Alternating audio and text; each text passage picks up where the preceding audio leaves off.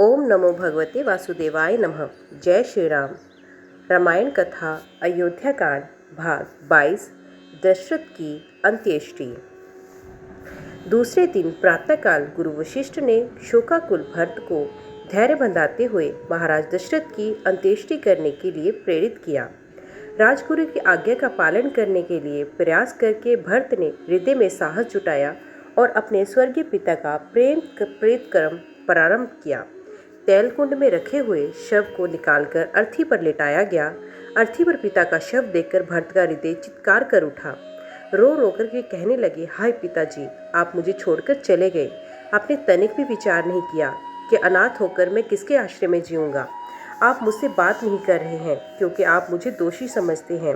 आप स्वर्ग सिधार गए, भैया राम वन को चले गए। अब इस अयोध्या का राज्य कौन संभालेगा। भरत को इस प्रकार विलाप करते हुए देख महर्षि वशिष्ठ ने कहा, बस अब शोक त्याग कर महाराज का प्रेत कर्म आरंभ करो। उनके ऐसा आदेश देने पर भरत ने अर्थी को रत्नों से सुसज्जित कर ऋत्विज पुरोहितों तथा आचार्यों के निर्देशानुसार अग्निहोत्र किया।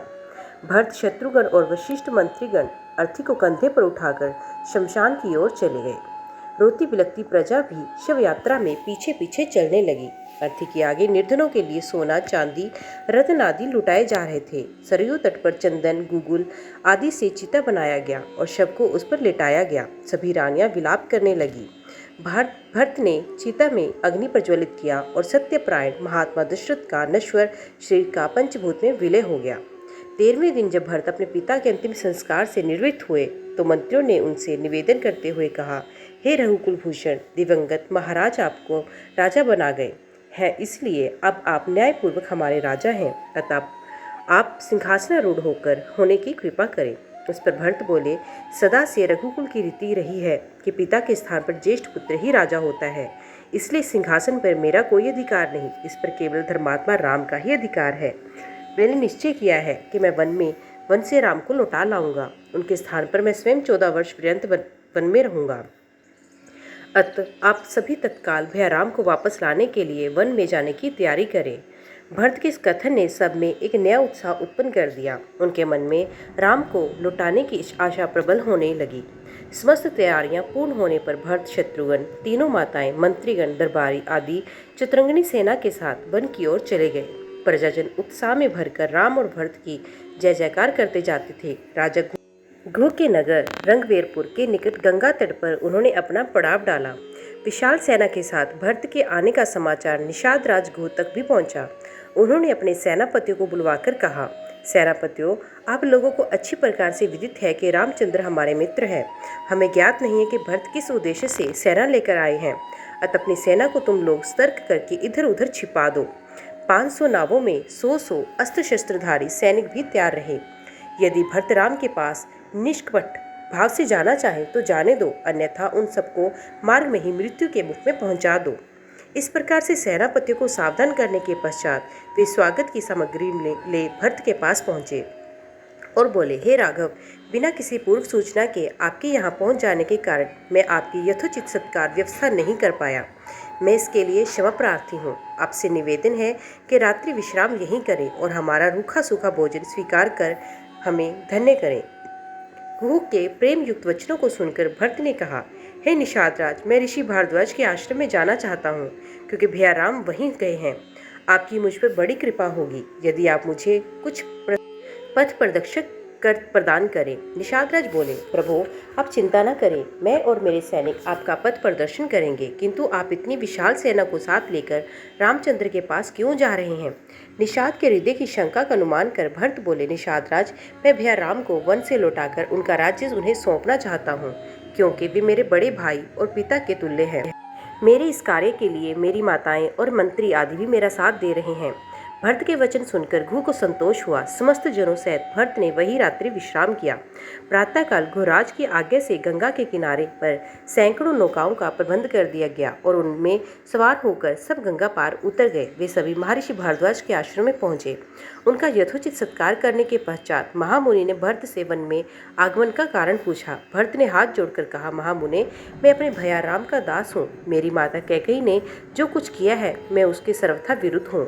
मैं भैया राम के पास जाकर उनसे क्षमा याचना करना चाहता हूँ। मैं उनसे अयोध्या लौटने की प्रार्थना करना चाहता हूँ कि वे वापस लौटकर अपना राज्य संभालें। भरत की बात सुनकर मुनि बोले, भरत, तुम वास्तव में महान हो। मैं तुम्हें आशीर्वाद देता हूँ कि तुम तीनों लोगों के में यशस्वी हो। वो आजकल राम, सीता और लक्ष्मण के साथ चित्रकूट में निवास करते हैं। तुम कल प्रातःकाल वहां चले जाना। आज की रात्रि यहीं विश्राम करो। प्रातःकाल जब चित्रकूट जाने के लिए भरत मुनि भरद्वाज ने से अनुमति लेने से पहुंचे तो उन्होंने भरत को समझाते हुए कहा, भरत, तुम अपनी माता के प्रति दुराग्रह ना रखना। इसमें इनका कोई दोष नहीं। कैकेयी द्वारा किए गए कार्य में परमात्मा की प्रेरणा है, ताकि वन में असुरों और राक्षसों का राम के हाथों विनाश हो सके। भरत अपनी माताओं एवं समस्त साथियों के साथ महर्षि से विदा लेकर चले और मंदाकिनी के तट पर पहुंचे। वहां ठहरकर भरत ने मंत्रियों से कहा, प्रतीत होता है कि भैया की कुटिया यहाँ कहीं निकट ही है। सेना को साथ लेकर आगे जाने से यहाँ बसे हुए आश्रम वासियों की शांति और तपस्या में बाधा पड़ेगी। इसलिए आगे मैं सेना के साथ नहीं जाना चाहता। अतः तुम गुप्तचरों को भेजकर राम की कुटिया का पता लगवाओ। मंत्रियों की आज्ञा पाकर चतुर्गुप्तचर इस कार्य के लिए चल पड़े। जय श्री राम। रामायण कथा अयोध्या कांड भाग 23 राम भरत मिलाप। अनेक प्राकृतिक शोभा वाले दर्शनीय स्थल चित्रकूट पर्वत पर स्थित है। अब चित्रकूट में निवास करते हुए राम उन दर्शनीय स्थलों का सीता को घूम घूम कर उनका दर्शन कराने लगे। भांति भांति की बोली बोलने वाले पक्षियों, नैनाभिराम पर्वतमालाओं तथा उनकी शिखरों, विभिन्न प्रकार के फलों से लदे हुए वृक्षों को देखकर सीता माता अत्यंत प्रसन्न हुई।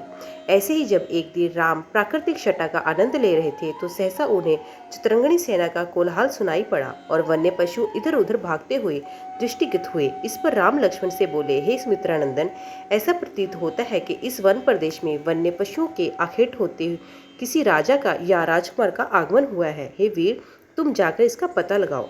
लक्ष्मण तत्काल एक ऊंचे साल वृक्ष पर चढ़ गए और इधर उधर दृष्टि दौड़ाने लगे। उन्होंने देखा उत्तर दिशा से एक विशाल सेना हाथी, घोड़ों और अस्त्र शस्त्रों से सज्जित सैनिकों के साथ चली आ रही है, जिसके आगे अयोध्या की पताका लहरा रही है। तत्काल ही लक्ष्मण समझ गए कि वे अयोध्या की सेना है। राम के पास आकर क्रोध से कांपते हुए लक्ष्मण ने कहा, भैया, कैकेयी का पुत्र भरत सेना लेकर यहाँ चला आ रहा है। अवश्य ही वे सेना वन में अकेला पाकर हम लोगों का वध कर देना चाहता है, ताकि निष्कंटक होकर अयोध्या का राज्य कर सके। आज मैं इस षड्यंत्रकारी भरत को उसके पापों का फल चखाऊंगा। भैया, चलिए कवचों से सुसज्जित होकर पर्वत की चोटी पर चले। राम बोले, सौमित्र, तुम ये कैसी बातें कर रहे हो? धनुष तानकर खड़े होने की कोई आवश्यकता नहीं। भरत तो मुझे प्राणों से भी प्यारा है। भला भाई का स्वागत अस्त्र शस्त्रों से किया जाता है? अवश्य ही वे मुझे अयोध्या लौटा ले जाने के लिए आया होगा। भरत में मुझसे और कोई अंतर नहीं है। इसलिए तुमने जो कठोर शब्द भरत के लिए कहे हैं वे वास्तव में मेरे लिए कहे हैं। स्मरण रखो, किसी भी स्थिति में पुत्र पिता के और भाई भाई के प्राण नहीं लेता। राम के भरत सरना भरे शब्द सुनकर लक्ष्मण बोले, हे प्रभु, सेना में पिताजी का श्वेत क्षत्र के नहीं है। इसी कारण ही मुझे यह आशंका हुई है। मुझे क्षमा करें। पर्वत के निकट अपनी सेना को छोड़कर भरत शत्रुघ्न राम की कुटिया की ओर चले। उन्होंने देखा यज्ञ वेदी के पास मृगशाला पर जटाधारी राम बक्कल धारण किए बैठे हुए हैं। वे दौड़कर रोते हुए राम के पास पहुंचे। उनके मुख से केवल हे आर्य शब्द निकल सका। वे राम के चरणों में गिर पड़े। शत्रुघ्न की भी यही दशा थी। राम ने दोनों भाइयों को पृथ्वी से उठाकर हृदय से लगा लिया और पूछा, भैया, पिताजी तथा माताएं कुशल से है ना? कुल गुरु वशिष्ठ कैसे हैं? तुमने तपस्वियों जैसा वक्कल क्यों धारण कर रखा है? रामचंद्र के वचन सुनकर अश्रुपूरित भरत बोले, भैया, हमारे परम तेजस्वी धर्मपरायण पिता स्वर्ग सिधार गए। मेरी दुष्ट माता ने जो पाप किया है उसके कारण मुझ पर भारी कलंक लगा है और मैं किसी को अपना मुख नहीं दिखा सकता। अब मैं आपकी शरण में आया हूँ। आप अयोध्या का राज्य संभाल कर मेरा उद्धार कीजिए।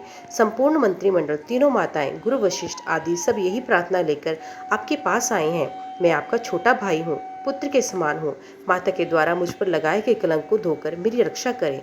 इतना कहकर भरत रोते हुए फिर राम के चरणों पर गिर गए और बार बार अयोध्या लौटने के लिए अनुनय विनय करने लगे। ओम नमो भगवते वासुदेवाय नमः। जय श्री राम। तो दोस्तों, आज की वीडियो में बस इतना ही। उम्मीद करती हूँ वीडियो आपको पसंद आई होगी। वीडियो पसंद आई हो तो वीडियो को लाइक और चैनल को सब्सक्राइब ज़रूर कीजिएगा। तो मिलते हैं अगले अध्याय के साथ। तब तक के लिए देखते व सुनते रहिए। जय मां कंजक, जय माता दी।